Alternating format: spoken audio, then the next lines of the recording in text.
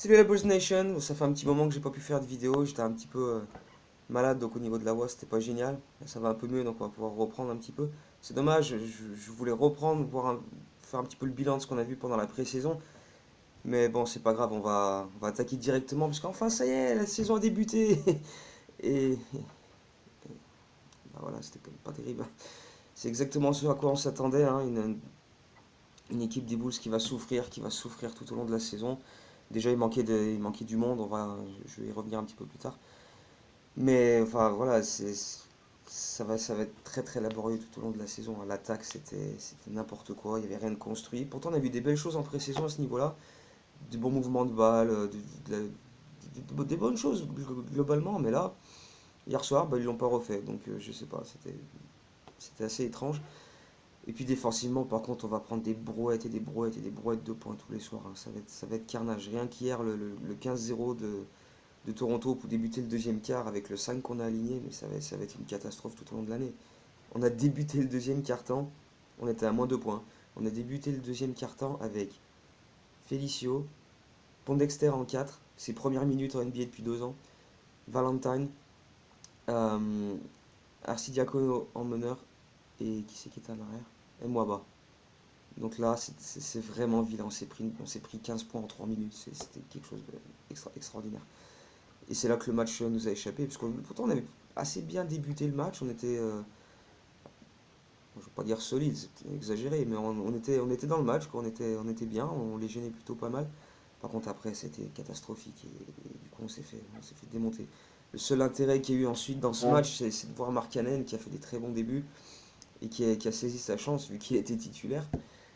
Et ça, c'est vraiment une bonne chose pour le futur et ce sera intéressant de suivre sa progression tout au long de l'année. Et pourquoi il était titulaire, Markkanen? Parce que bah, il y a quelques jours, l'info ne vous a pas échappé, hein, vous avez vu des articles en pagaille partout, hein. Mirotic et Portis qui se mettent sur la tronche à l'entraînement. Ce sont des choses qui arrivent, hein, dans tous les sports, toutes les équipes, que des coéquipiers se chauffent à l'entraînement, même sans être forcément en compétition sur un poste, mais tu vois, des fois, bon, ça arrive de pas t'entendre avec un type, mais de là à en envoyer un à l'hosto, parce que bon, tu peux te bousculer un peu, s'insulter un peu, bon, ça se chauffe, tout ça, bon, on va faire un peu les gros, mais de là à en envoyer un à l'hosto, c'est quand même chaud quand même. C'est pour ça que 8 matchs de suspension, c'est quand même, ça paraît dérisoire, quoi.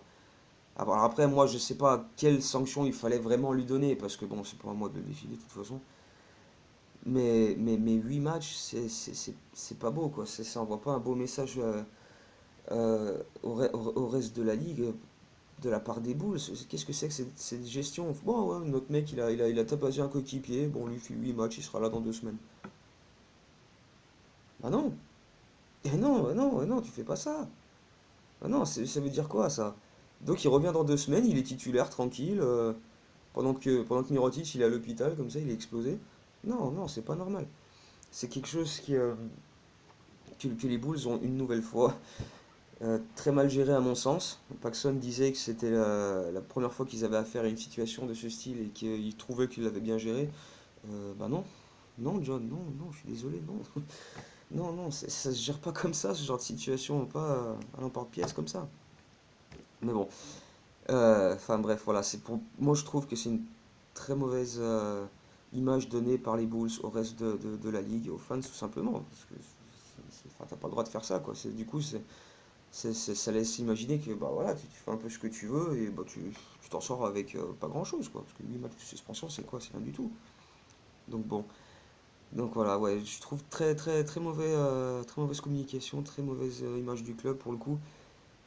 Et j'y reviendrai prochainement. Il y a eu d'autres déclarations de Paxson qui vont faire très mal là aussi au niveau de l'image, au niveau de la manière dont le club est géré. Parce que voilà, la prochaine vidéo, je vais répondre à quelques questions qu'on m'a déjà posées et vous pouvez m'en reposer d'autres, hein, je les rajouterai au fur et à mesure. Euh, on on m'a posé des questions sur la direction de l'équipe, etc.